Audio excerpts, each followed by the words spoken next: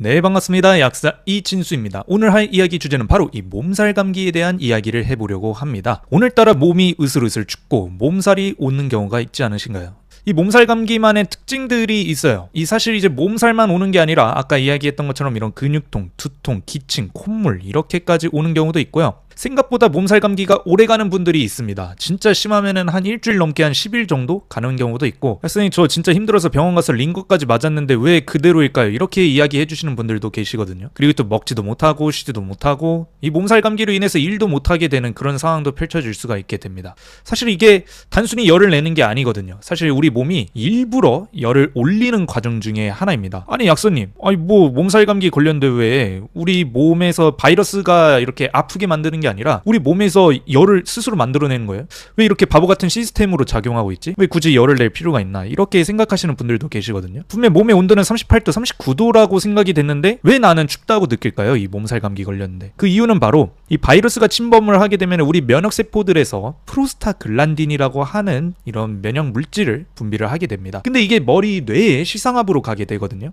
그럼 시상하부에 가서 이 셋포인트라는 것을 올려버리게 됩니다. 셋포인트 무슨 얘기냐? 실제 체온은 37.3도라고 이렇게 느껴지는데 우리 몸의 반응에서는 이 프로스타글란딘이 시상하부에 작용을 하게 되면은 춥다 라고 느껴지게 되는 겁니다. 그래서 우리가 느끼는 오한, 이런 몸이 덜덜 떨리는 느낌, 이 근육이 쑤시는 느낌, 이런 것을 주는 게 바로 이 몸 반응으로 이 셋포인트가 올라갔고, 이 셋포인트가 올라갔는데 우리 몸은 아직까지 그 온도까지 못 갔기 때문에 춥다라고 느껴지는 겁니다. 이렇게 해서 이제 우리는 그걸 느끼는 게 바로 오한이라고 하는 거거든요. 그래서 땀도 잘 안 나고 그러면서 이제 근육이 계속 떨게 하면서 열을 계속 만들어내려고 하는 이런 상황을 펼쳐지게 만들어줍니다. 그런데 이런 경우도 있어요. 약선생님 이거 몸살 감기니까 열을 떨어뜨려야 되지 않을까요? 그래서 저는 냉찜질을 하려고 합니다 라고 하는데, 몸살 감기의 냉찜질은 굉장히 안 좋을 수가 있습니다. 왜냐하면 이미 셋포인트는 설정이 완료가 됐는데 실제 체온은 아직까지 떨어져 있다라고 그랬죠. 여기서 냉찜질을 하게 되면은 우리 실제 체온이 계속 낮으니까 몸은 더 춥다라고 생각을 하는 겁니다. 그래서 열 생산을 강제로 늘려버리게 돼서 오히려 땀 배출을 안 하게 되고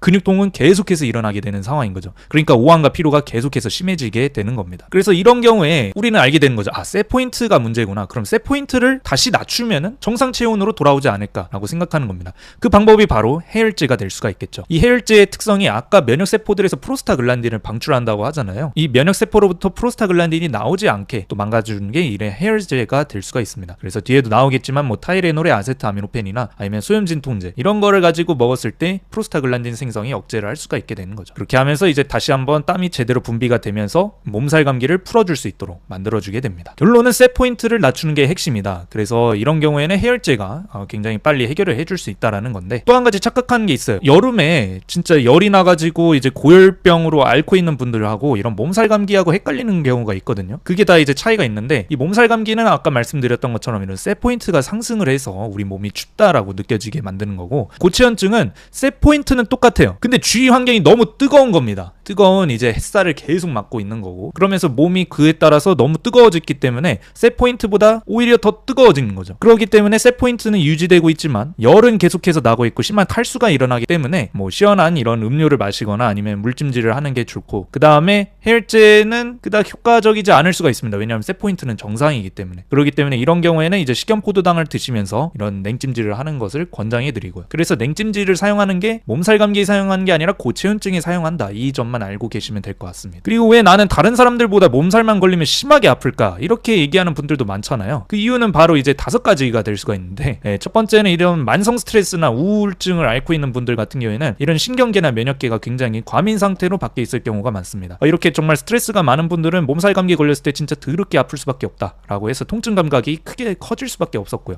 여성분들 같은 경우에도 월경준기가 오게 되면 되게 또 시름시름 앓고 있는 분들 많지 않습니까? 그런 경우에는 이제 뭐 프로스타글란딘이나 호르몬의 변화까지 이렇게 일어나는 경우가 있기 때문에 월경 주기에 따라서 굉장히 몸살로 고생하는 분들 같은 경우에는 호르몬의 변화까지도 생각을 해줘야 됩니다. 그래서 이런 경우에 한해서는 이런 사전 피임약, 약국에서 파는 일반 의약품의 피임약을 드시는 게 굉장히 좋을 수가 있다라는 거죠. 세 번째로는 이제 간 기능이 조금 떨어지는 분들, 특히 전날에 이제 술을 과음을 해가지고 이제 간대사 능력이나 아니면 회복 능력이 조금 떨어지는 분들에 한해서는 이런 쑤시는 느낌이 몸살 걸렸을 때 굉장히 아플 수가 있습니다. 특히 간이 망가지면 답이 없죠, 이런 경우에는. 그러니까 술 적당히 마시는 게 아무래도 몸살 감기를 피할 수 있는 방법 중에 하나가 될 수 있다. 그리고 빈혈이 있는 경우에도 쉽지 않을 수 있습니다. 왜냐? 혈액이 부족하게 되면 산소 공급이 부족하게 되는 거거든요. 그럼 결국에는 이제 몸에 쌓인 이런 근육 피로가 쉽게 발생할 수가 있기 때문에 몸살 감기가 심해질 수밖에 없습니다. 그 다음에 이제 혈액순환의 문제. 아까 이제 빈혈이랑도 거의 연결이 되겠죠. 말초순환이 잘 안 되게 됐을 경우에는 근육대사 부산물, 젖산 같은 게 잘 축적이 될 수가 있기 때문에 통증이 더 잘 발생하는 겁니다. 그래서 똑같은 몸살 감기인데 왜 나는 쟤보다 더 심하게 느껴질까라고 한다면 이 5가지를 한번 생각해 보시는 것도 좋을 수 있어요. 나는 몸살 감기 걸렸을 때 어떤 약을 먹어야 될까요, 약사님? 이렇게 이야기를 해주신다면 첫 번째로는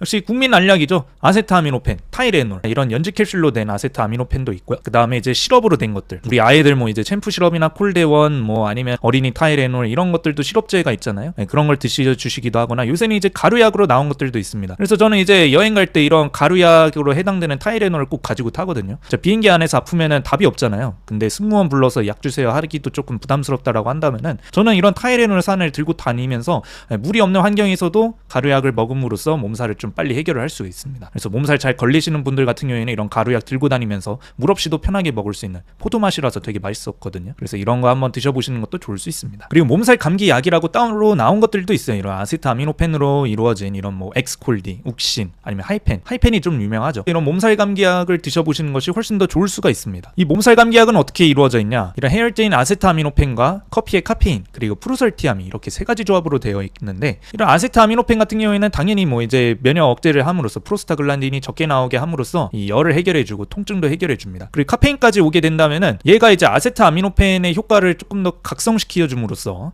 효과를 조금 더 좋게 만들어주거든요. 거기에 따라서 프루설티아민, 이러한 프루설티아민이 비타민 B군이잖아요. 아무래도 좀 에너지를 또 보충을 해줌으로써 힘을 나게 해주기 때문에 이 몸살 감기에 걸렸을 때 비실비실 앓고 있는 나한테 에너지가 충전이 됨으로써 무기력함을 개선시켜줄 수 있는 성분이 같이 들어갔다. 그래서 어쨌든 몸살 감기 약을 드시는 게 타이레놀보다 조금 더 좋을 수 있다라고 저는 말씀드리고 싶네요. 근데 약사님, 저는 타이레놀 먹어도 열이 잘 안 떨어져요, 이런 분들도 계십니다. 그렇게 타이레놀 한 알만 드셨는지 모르겠지만 보통 2알씩 4번까지 드실 수 있는 약이 타이레놀이거든요. 그런 경우에 한해서는 소염진 통제를 드셔보시는 게 좋습니다. 그래서 보통 소아과 같은 경우 이제 우리 아이가 몸살 감기가 있다라고 한다면 이런 맥시부키즈, 맥시부펜 시럽 이런 거를 2시간 간격으로 드시라고 하잖아요. 그래서 타이레놀 한번 먹고 그 다음에 2시간 후에 맥시부키즈 한번 먹고 이런 식으로 교차 복용을 한다라고 해서 하는데, 어른도 마찬가지입니다. 이부프로펜 연지 캡슐, 에드빌, 탁센 이런 것들도 있고 좀 더 효과 빠른 이런 덱스피드. 근데 이런 경우도 있어요. 약사님, 이부프로펜하고 덱시부프로펜인데 둘이 다른 건가요? 아니면 브루펜하고 맥시부키즈 이게 얼마나 다른 걸까요? 둘이 다른 걸까요? 같은 걸까요? 이렇게 헷갈려하는 분들도 계시거든요. 그렇게 된다면은 이부프로펜이 왼손과 오른손 이렇게 성분이 서로 비슷하게 생겼으므로도 다르게 생긴 성분이 2가지가 같이 합쳐져 있는 경우가 있습니다. 그것을 우리는 거울상 이성질체라고 하는데, 되게 말은 어렵지만 2가지가 1대1로 존재한다라는 건데, 그 중에서 이부프로펜의 S형이 가장 효과가 있습니다. R형은 사실 의미가 없거든요. 그래서 이런 S형을 따로 뽑아낸 게 바로 덱시부프로펜이 될 수가 있습니다. 참고로 이부프로펜과 덱시부프로펜은 이부프로펜 200mg이면은 덱시부프로펜 150mg의 똑같은 함량으로 효과가 동일하고요. 사실 크게 차이는 없습니다. 내가 이부프로펜을 먹었는데 위장장애가 좀 있다라고 한다면 덱시부프로펜을 드셔보시는 게 좋을 수가 있겠죠. 자, 앞에서 말했던 이런 아세트아미노펜이나 이부프로펜 이런 거 외에도 같이 먹으면 몸살 감기 하루 만에 끝낼 수 있는 조합이 또 있습니다. 그게 뭐냐? 바로 생약제제, 갈근탕, 페독산이 있게 되는데요. 이 2가지하고 함께 이제 아세트아미노펜, 아까 그 몸살 감기 약이랑 같이 먹으면 기가 막히게 해결을 해줍니다. 이런 초반 감기에 근육통이 있는 몸살에 굉장히 좋은 게 바로 갈근탕이 될 수가 있습니다. 그래서 아세트아미노펜과 갈근탕 이런 식으로 같이 드시거나, 몸이 굉장히 덩치가 있는데 땀이 잘 안 나는 분들이 계셔요. 그래서 매우 춥다, 내가 진짜 평소에 몸살 감기에만 걸리면 진짜 계속 쭈그려 앉아가지고 못 일어날 것 같다 하시는 분들 같은 경우에는 페독산을 드셔보시는 게 좋습니다. 그래서 갈근탕으로도 조금 해결이 안 된다라고 한다면은 페독산 드셔보시는 게 좋고요. 제가 생각했을 때 몸살 감기에 걸렸을 때 최상의 조합은 이거라고 생각합니다. 바로 몸살 감기 약과 갈근탕, 그리고 원탕이 있잖아요. 원탕으로 한번 먹어주고, 갈근탕이 또 이제 가루약으로 되어 있기도 하고 이렇게 포로 되어 있기도 하거든요. 2개 같이 먹어도 됩니다. 거기에 이제 몸살 감기 약 1알씩 3번 한번 드셔보시면 굉장히 좋고요. 아까 말했던 것처럼 이제 덩치가 있고 좀 오한을 굉장히 잘 느낀다라고 한다면은 페독산을 드셔보시는 것이 좋습니다. 그리고 이제 몸살 감기약 하나만으로도 조금 부족하다라고 한다면은 집에 소염진 통제 하나를 구비를 해가지고 추가로 해서 뭐 같이 드시거나 아니면은 2시간 후에 교차 복용해서 드셔보시는 것을 권장드립니다. 저는 개인적으로는 이런 몸살 감기약이랑 이런 소염진 통제를 같이 먹는데 요새 또 나온 논문에 보게 된다면은 같이 먹는 거를 위장장애가 높아질 수가 있기 때문에 속쓰려하는 분들이 많아서 같이 먹지 말라고 하더라고요. 그래서 개인차에 따라서 조금 위장이 튼튼하다라고 생각하면은 같이 먹지만 웬만하면은 2시간 간격을 띄워두고 드셔보시는 것을 권해드리고 있습니다. 스님, 저는 몸살 감기 달고 사는데 영양제 먹을 만한 게 있을까요? 라고 하는데 이런 경우에 한해서는 첫 번째로 비타민C 한번 드셔보세요. 제 이런 곰돌이팜에 팔고 있는 비타민C 중에 하나가 될 수 있는데 비타민C가 이런 면역세포 기능을 조절을 함으로써 항산화 효과도 있게 되거든요. 그래서 바이러스에 대한 저항성이 증가할 수 있기 때문에 감기 걸렸을 때는 비타민C 뭐 이렇게 과량으로 뭐 3000mg 이런 정도로 드셔보셔도 괜찮고